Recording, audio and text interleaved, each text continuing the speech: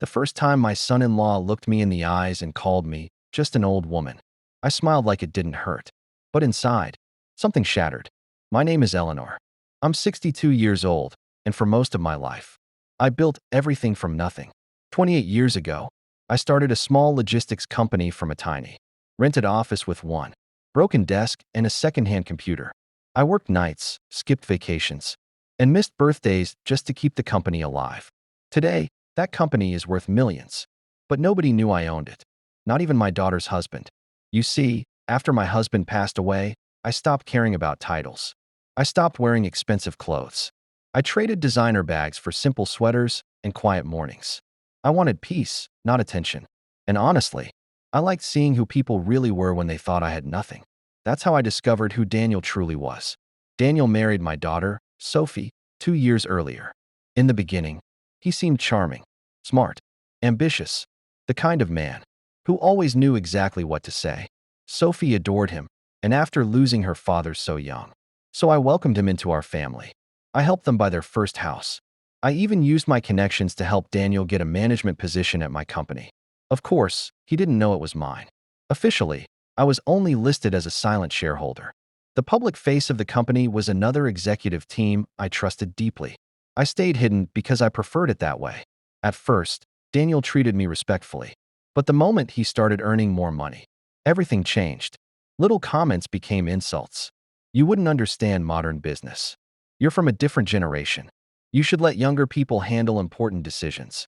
Every dinner felt like a performance where he needed to remind everyone how successful he was. And Sophie, my sweet daughter, slowly stopped defending me. One evening, we were having dinner at their house when Daniel laughed after I accidentally dropped a glass. "Maybe it's time for you to slow down," he said. "Retirement homes exist for a reason." The room went silent. I looked at Sophie, waiting for her to say something. She didn't. Instead, she quietly lowered her eyes. That hurt far more than his words. But what I didn't know that night was that Daniel's disrespect was only the beginning. A week later, I visited the company headquarters for a private meeting with the board. I rarely appeared in person, and when I did, most employees assumed I was just an older consultant. As I stepped into the elevator, Daniel walked in beside me. He didn't even greet me. Instead, he sighed loudly and said, "You know, employees' families really shouldn't wander around executive floors." I stared at him. He had no idea. No idea the woman he was dismissing had signed the papers that gave him his career. No idea the old woman standing beside him owned every floor in that building. I kept hoping Daniel would change. I told myself maybe the pressure at work was affecting him. Maybe success had simply clouded his judgment. I didn't want to destroy my daughter's marriage over pride. But then things became worse. Daniel started treating people at the company threatened to resign because of him. One afternoon, the HR director called me privately. "There's another issue. Daniel has been taking credit for other employees' projects." That company wasn't just a business to me. I invited Sophie and Daniel to dinner at my house. I cooked Daniel's favorite meal. But the moment they arrived, tension filled the room. Daniel barely looked at me. Halfway through dinner, Sophie mentioned they were thinking about upgrading to a larger house. Tiny place. The home I had spent 30 years paying for. I felt tears sting my eyes, but I stayed calm. Then Daniel leaned back in his chair and said something I will never forget.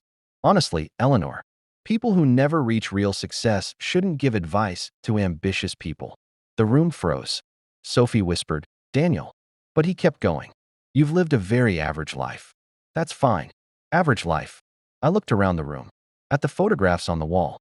At the framed picture of my late husband holding Sophie as a baby. At the scars of every sacrifice I had ever made. And suddenly, I was done protecting him. The next morning, I called an emergency board meeting. Every executive attended, including Daniel. When he entered the conference room and saw me sitting at the head of the table, confusion crossed his face. He actually smiled awkwardly and said, "I think you're in the wrong seat." Nobody laughed. The board members stayed silent. Then our chief legal officer slid a folder across the table. Inside were ownership documents. My ownership documents. I watched Daniel's face slowly lose color as realization hit him. The silence became unbearable. "You," he whispered. I folded my hands calmly. "Yes," I said softly. "I'm the CEO." For the first time since I had known him. Daniel had nothing to say. The board began presenting reports about his behavior, employee complaints, ethics violations, manipulation of team projects. Every word landed harder than the last. Daniel kept glancing at me like he was seeing a stranger. But the truth was, I had always been the same woman. He simply never believed someone quiet could hold power. Then came the moment that changed everything. One board member asked me directly, "What would you like us to do regarding Mr. Walker's position?" Daniel looked terrified. And honestly, part of me wanted to destroy him completely. But another part of me remembered my daughter. So instead, I gave him a choice. "You can resign today with dignity," I told him calmly, "or the board can proceed with formal termination." His hands trembled.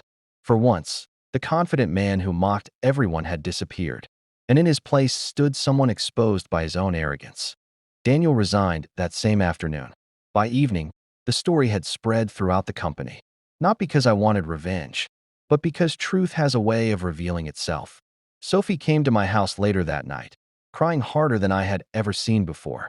"I didn't know," she whispered. "Mom, I didn't know he treated you like that." I wanted to be angry with her. Part of me was.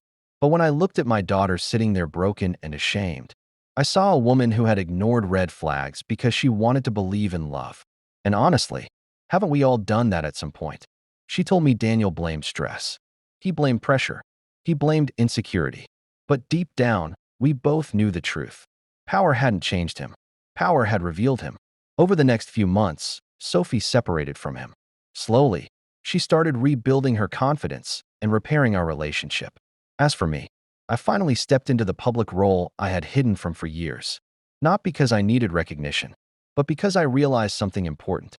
Staying silent sometimes allows disrespect to grow. At the company, I created new leadership programs focused on kindness and integrity. I wanted employees to know success means nothing if you lose your humanity along the way. One morning, months later, I saw Daniel sitting alone in a small cafe across the street from our building. He looked older, smaller somehow. Gone was the expensive confidence he once wore like armor. For a moment, I considered walking over to him. But I didn't, because revenge had already happened. Not through humiliation, not through cruelty, but through truth.